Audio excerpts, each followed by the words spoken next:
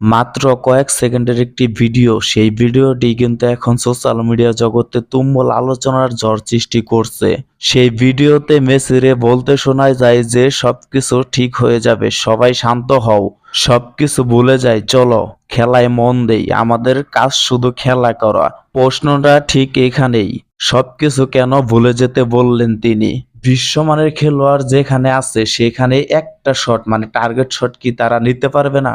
এতটাই কি বাজি মানে টিম আর্জেন্টিনার?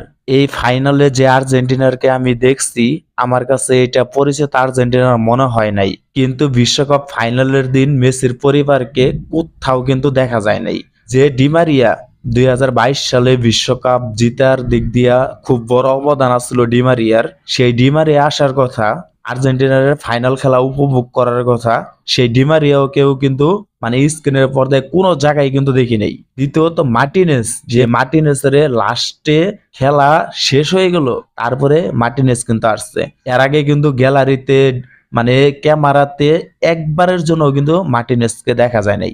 মেসির যে ফ্রেন্ড আছে, যে ক্লোজ দোস্ত, তারাও কিন্তু একবারের জন্য কিন্তু ফাইনাল খেলাতে একদম দেখা যায় নাই। মেসির বন্ধু কিন্তু প্রত্যেকটা ম্যাচেই কিন্তু গ্যালারিতে দেখা গেছে।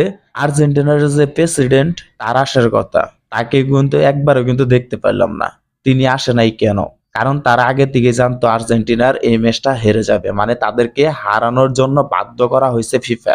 কোনো বল মানে ওরা শট দিতেই পারে নাই, এত একটা বাজে দল কিন্তু আর্জেন্টিনার না। টপ র্যাঙ্কিংয়ে 1 নম্বরে কিন্তু এমনি কিন্তু আর্জেন্টিনার আসে নাই। এনজো ফার্নান্দেসের তারপরও নাল কার্ড দেওয়ার কিন্তু উপযুক্ত ফাউল কিন্তু ছিল না, কারণ ফার্নান্দেস কিন্তু কিন্তু আপনার স্পেনের প্লেয়ারের পায়ের মাথায় মারে নাই।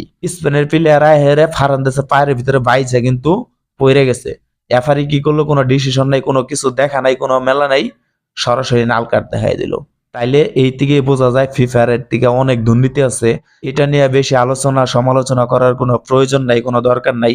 এই ব্রাজিল সাপোর্টার যে এতটা লাফালাফি করতেছে, এতটা ফালাফালি করতেছে এটা নিয়ে, আচ্ছা আমার মাথায় এটাই ঢুকতেছে না যে যে দল রাউন্ড অফ 16 থেকে মানে বাদ পড়ে, সে দল কিসের জন্য আহেরা চাপা মারায় সোশ্যাল মিডিয়া জগৎ আলতু ফালতু নিউজ ছড়ায়। এগর মনে হয় একটু জাতের দোষ আছে, বাস্তব কথা, এগর জাতের দোষ আছে, এই কারণে এরকম আলতু ফালতু নিউজ ছড়া। যাই হোক, ফলো দিয়ে সবাই সাথে থাকবেন আর ভিডিওতে একটি লাইক করে দিবেন। চলি আজকের মতো, আল্লাহ হাফেজ।